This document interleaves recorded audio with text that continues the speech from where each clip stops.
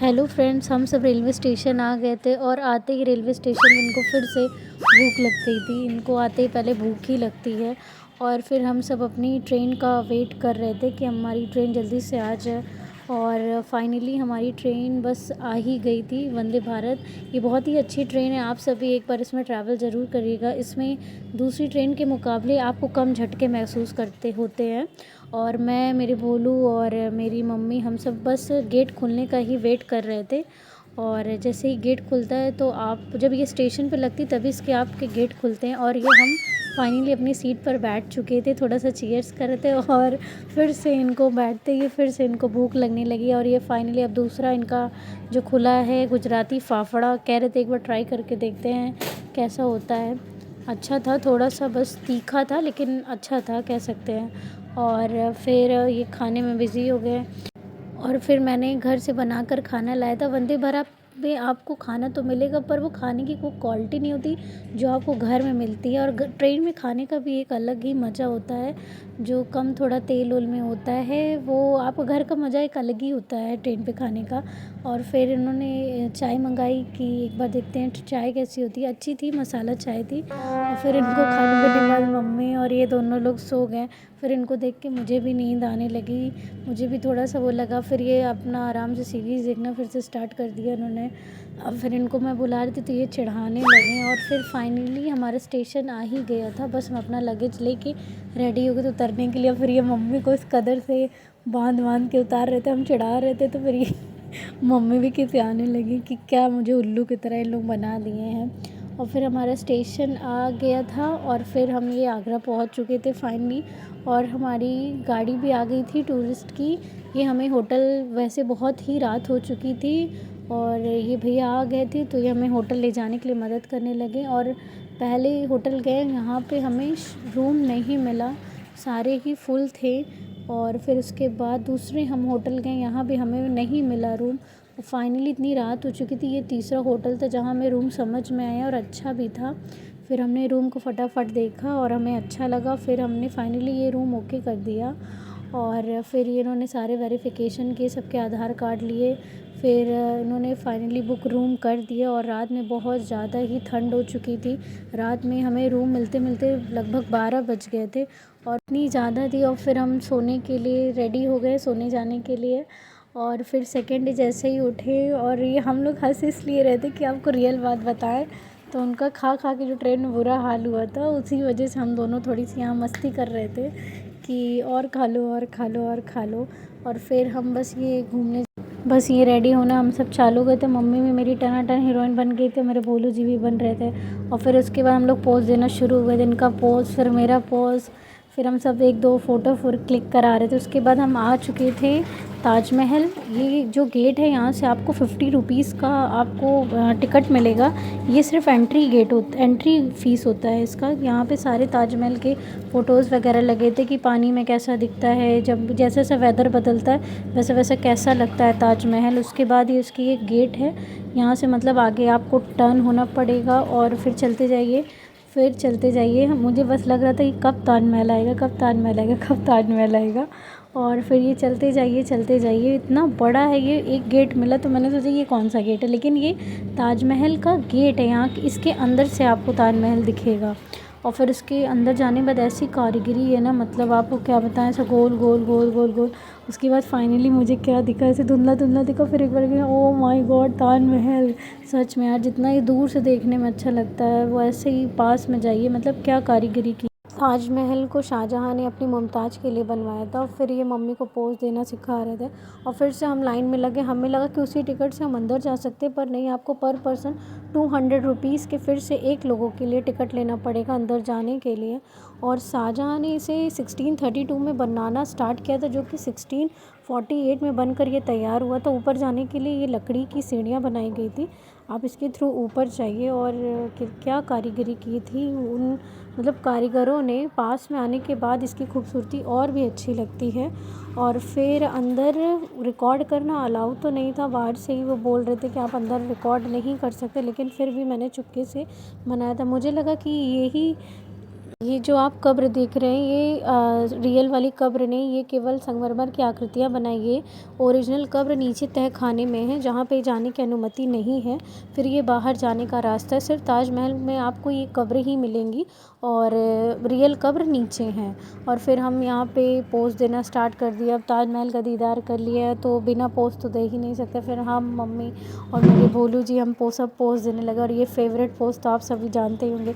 और एक ये खूबसूरत सी मैम जो तिब्बत से आई थी, उनके साथ हम लोगों ने फ़ोटो खिंचाए और फिर थोड़े बहुत फिर से पोज़ दिए। फिर ये भी एक अलग पोज़ दे रहे थे। उसके बाद हम फाइनली ताजमहल देख के उसे भूख लगी थी और भूख भूख भूख भूख बहुत तेज़ी से लगी थी। और ये ताजमहल का पोस्टर लगा था, आप यहाँ फ़ोटो वगैरह खिंचा सकते हो। और ये कैसे बैठे हैं, जैसे लग रहा है किसी ने इनसे उधार ले लिया हो। मतलब खाने का इंतज़ार कर रहे थे, खाली प्लेट लेके बेचारे ऐसे ऐसे मतलब बैठे थे। फिर ये भैया आ गए थे खाना लेके ही हमारे लिए।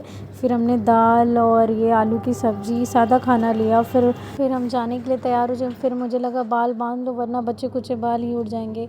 और फिर हम आ गए थे आगरा का फ़ोर्ट देखने के लिए। यहाँ भाई साहब इतनी भीड़ थी कि मुझे लगा टिकट मिलेगा भी कि नहीं। फिर फाइनली मुझे टिकट मिला। और फिर आपको 2 लाइन में जाना पड़ेगा, एक लेडीज़ और एक जेंट्स। फिर मैं और मम्मी एक लाइन में थे। आगरा के लाल किले को अकबर ने बनवाया था, जो कि 1565 से स्टार्ट हुआ था और 1573 में बनकर तैयार हुआ था। और ये लाल बलुआ पत्थरों से मिलकर बना हुआ है।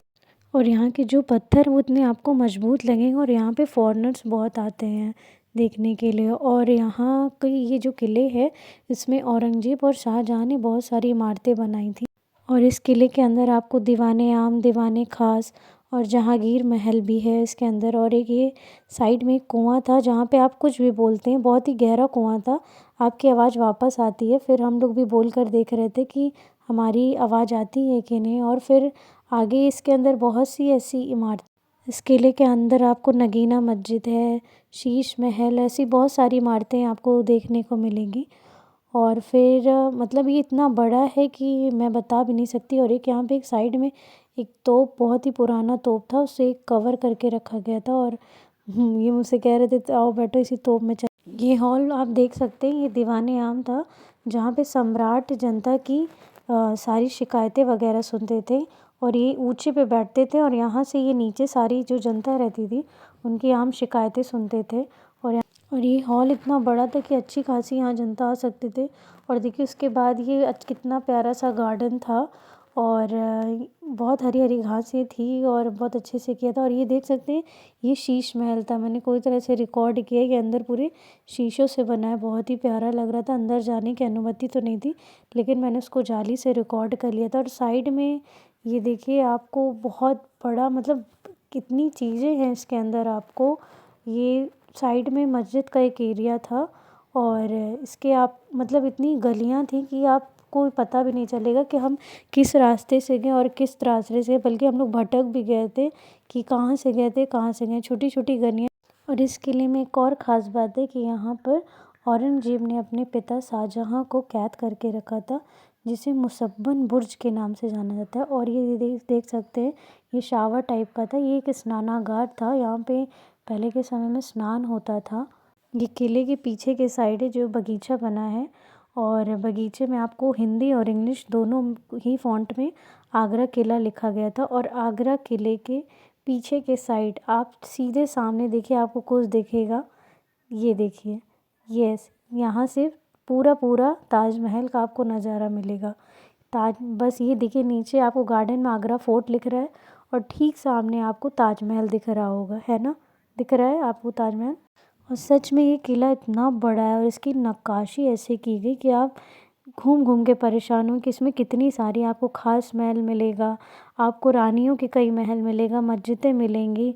और इसमें दीवारें ऐसी बनवाई गई जैसे आप पहले की पिक्चरों में जैसे कैदी वगैरह जैसे जेल में रहते थे वैसी मजबूत दीवारें बनाई गई हैं। और उसी छोटी छोटी दीवारों से आप चलते जाइए चलते जाइए, ये इतना बड़ा किला है। आपको इसमें कई सारी औरंगज़ेब, शाहजहाँ और जहांगीर के द्वारा बहुत सारी इमारतें बनी हुई दिखेंगी। और इसकी नक्काशी आप देखिए, मतलब कैसे कभी कभी लगता है यार कैसे ये बनाया गया था। और इसके इतने मजबूत पत्थर हैं और आप देखेंगे यहाँ ज़्यादातर लाल बलुआ पत्थरों का यूज़ किया गया है। और मतलब आप चलते जाइए, आपको पता भी नहीं चलेगा कि आप इसी जगह से आए थे। आप रास्ते कंफ्यूज हो जाएंगे, आपको पूरा भूल भुलैया जैसा लगेगा। ये लाल किला इतना सच में इतना बड़ा, इतना खूबसूरत है। और फिर हमने इस लाल किले को पूरा घूम लिया था। और ये आप देख सकते हैं इस चौराहे के मेट्रो स्टेशन के ठीक सामने आपको ये लाल लाल किला आपको दिखेगा। और फिर हमारी अगली लोकेशन थी, हम जाने वाले थे दूसरी जगह, और वहाँ मैं जाके बताऊँगी हम फिर कहाँ घूमने आए थे। और फिर ये देखिए हम आ गए थे, फिर हम आ गए थे एतमादुद्दौला मकबरा में, जिसे बेबी ताज भी कहते हैं। फिर हमने यहाँ से टिकट ली और इस टिकट काउंटर के अंदर इस मकबरे के अंदर क्या क्या इसमें खासियत है वो सारी चीज़ें लगी थी। हिस्टोरिकल प्लेस है, इसमें 4 बाग है। और फिर हमने टिकट दिया, फिर हम आ गए थे इस मकबरे के अंदर। और ये सच में बेबी ताज है, सफ़ेद संगमरमर से बना हुआ है और ये भी इतना खूबसूरत है। आगरा में आपको ऐसी इमारतें बहुत सारी हिस्टोरिकल प्लेस थी। और फिर हम लोग यहाँ फिर से शुरू हो गए थे छोटी सी रील बनाना, मम्मी फिर मेरे बोलू, फिर हम दोनों थोड़ा सा एंजॉय करने लगे। फिर मैंने कहा मेरी भी बनाओ, फिर हम भी थोड़ा सा रील बनाने लगे। थोड़ी सी यहाँ पे मस्ती भी होने लगी हम लोग। फिर यहाँ पे घूमे और ये थोड़ा सा एरिया भी शांत था, रश भी यहाँ पे कम था। फिर हमने थोड़ी सी यहाँ एक छोटी सी रील भी अपनी बना ली। और यहाँ पे आपको शू कवर मिलेंगे, आप शू कवर पहन के जाइए क्योंकि अंदर सफ़ेद संगमरमर से ही बना है, जिससे शू कवर पहनने से आपके पैरों की जो गंदगी है अंदर गंदा भी नहीं होगा। और इस मकबरे को नूरजहाँ ने अपने पिता गियासुद्दीन के लिए बनवाया था। और इसमें गियासुद्दीन उनके पिता थे नूरजहाँ के, उसने अपने पिता की स्मृति के तौर पे इस मकबरे का निर्माण करवाया था, जो कि सफ़ेद संगमरमर से बना हुआ था। और इसके इतना ये खूबसूरत था कि इसकी आप कारीगरी देखिए, नक्काशियाँ देखिए दीवारों पे, ज़मीनों पे। और ये इतना एतमादुद्दौला इतना खूबसूरत था कि और यहाँ पे आम जगहों की अपेक्षा यहाँ पे थोड़ा सा भीड़ भी कम थी। और शाम के समय में ये देख सकते हैं, आपको यहाँ मकबरे दिख रहा होगा मकबरा। और शाम की अपेक्षा यहाँ पे थोड़ी कम भीड़ भी थी कि जिससे आप आराम से देख सकते हैं। और फिर ये भाई साहब पता नहीं कौन सा पोज दे रहे थे, मुझे हंसी आ रही थी, मैंने इसको रिकॉर्ड कर लिया था। और उसके पीछे वाले ये देख रहे थे कि ये मुझे रिकॉर्ड करे। फिर मम्मी का ये शू कवर इसलिए निकाल रहे थे कि हमें थोड़ा सा पोज़ वगैरह देना था। और ये शू कवर फिर हम पूरा घूम ही चुके थे, तो इसे हमने आउटसाइड उतार दिया था। हमने थोड़ा फ़ोटो खिंचाना था, वो शू कवर की वजह से थोड़ा ऑकवर्ड लग रहा था। फिर ये देखिए आप शाम का व्यू, और ये यमुना नदी है और यहाँ इतना शांत लग रहा था, इतना अच्छा फ़ील हो रहा था। यहाँ पे आप देख सकते हैं सूर्यास्त होने वाला है, वहाँ से इसका नज़ारा इतना अच्छा लग रहा था। और ये खड़े होके इसका नज़ारा ले रहे थे। और फिर हम सब ये इस जगह को पूरी तरह से घूम ही लिया था। और फिर हम फिर से यहाँ थोड़ा सा फिर से मज़ा मस्ती फिर हमारी होने लगी थोड़ी सी। फिर हम रील बनाने लगे, पोजेस देने लगे। और फाइनली इस जगह को हम पूरा अच्छी तरह से हमने घूम लिया था। और आगरा में आपको ज़्यादातर यही सारी इमारतें मिलेंगी जो हिस्ट्री से रिलेटेड आपको चीज़ें हैं, आपको इमारतें ही यहाँ पे बहुत सारी मिलेंगी। और फिर उसके बाद हम होटल जाने के लिए निकल गए। पहले हमने सोचा कि, लेकिन आपको एक बात है, आपको ऑटो से घूमने से आपको यहाँ का जो नज़ारा है, व्यू है, वो आपको रियल व्यू आपको टैक्सी में नहीं, आपको ऑटो में ही मिलेगा। और फिर उसके बाद हम आ गए थे, आपको अगली लोकेशन है हमारी मेहताब बाग, क्योंकि ज़्यादा लेट होने की वजह से ये बंद हो चुका था। और फिर हम बाहर ही से इसको देख लिया, फिर हम वापस अपने होटल आ गए। और फिर हम थक भी चुके थे सुबह से पूरा घूम के आगरा। पहले किला घूमा, फिर ताजमहल घूमा, फिर एतमादुद्दौला घूमा, और हम पूरी तरह से थक गए थे। सोचा कि थोड़ा रेस्ट कर लें तो उसके बाद घूमने जाते हैं। फिर हम लोग आगे होटल में थोड़ा सा मूंगफली का फिर मज़ा लेने लगे। फिर मम्मी को मैं बोल रही थी, मम्मी हाय करो हाय करो। मम्मी अपना मूंगफली में ही खाने में बिजी थी, मैं बार बार बोल रही थी मम्मी हाय करो। फिर जब उन्होंने मोबाइल में देखा तो बोली क्या करना है, मैंने कहा हाय करना है। फिर उन्होंने कहा हाय। और फिर हम सब चले गए थे मीना बाज़ार। मीना बाज़ार आपको आगरा में एक शॉप होगी, उसमें आगरा से रिलेटेड जितनी भी फेमस चीज़ें होंगी, जैसे वहाँ की जो जो भी चीज़ें फ़ेमस है, जैसे वहाँ का पेठा फ़ेमस है, और संगमरमर से बनी चीज़ें वाइट स्टोन से। और ये जो भैया थे, ये हमें ताजमहल के बारे में सारी चीज़ें बता रहे थे कि जब बारिश होती है कैसा दिखता है, जब मतलब अमावस्या की रात होती है कैसा दिखता है, उसके सारे ये व्यू बदल बदल के देख रहे थे कि अंधेरे में कैसा दिखता है। और इतना सुंदर लग रहा था ताजमहल, जब वो बता रहे थे कि अमावस्या की रात में ये ऐसा दिखता है, तो सच में इतना सुंदर लग रहा था कि मैं आपको डिस्क्राइब भी नहीं कर सकती। और इस शॉप के अंदर आपको आगरा में जितनी भी चीज़ें जिसके लिए आगरा फ़ेमस है, वहाँ के पेठे के लिए, वहाँ की कारीगरी के लिए, नक्काशियों के लिए, और ये देखिए वाइट स्टोन से बने, पत्थरों संगमरमर से बनी सारी चीज़ें थी इनके पास। ये शॉप में आपको कई सारी चीज़ें आपको मिल जाएंगी। यहाँ पे रिकॉर्ड करना मना था, फिर उन्होंने रिकॉर्ड करने से मना कर दिया और फिर हम आगे की वीडियो नहीं बना पाए। फिर मीना बाज़ार घूमने के बाद हम आ जाते हैं फिर से खाना खाने के लिए। और हमें सच में बहुत तेज़ी से भूख लगी थी, सारा दिन हमने घूमा और भूख तो इनसे बर्दाश्त ही नहीं होती। और फिर हम उसके बाद जा रहे थे दूसरी जगह, जो कि ये नेक्स्ट डे मॉर्निंग का समय था। सच में इतनी ठंड थी, इतना फॉग था कि रास्ते में कुछ भी नहीं दिखाई दे रहा था। और हम जहाँ जा रहे थे आपको हम नेक्स्ट सेकंड पार्ट में बताएंगे। और आपको ये वीडियो कैसी लगी आप लोग प्लीज़ बताइएगा। ये मेरी फ़र्स्ट फैमिली ट्रिप व्लॉगिंग थी। मुझे जैसी भी आती थी मैंने किया, इसकी कमियां भी बताइएगा, अच्छाइयाँ भी बताइए। Thank you.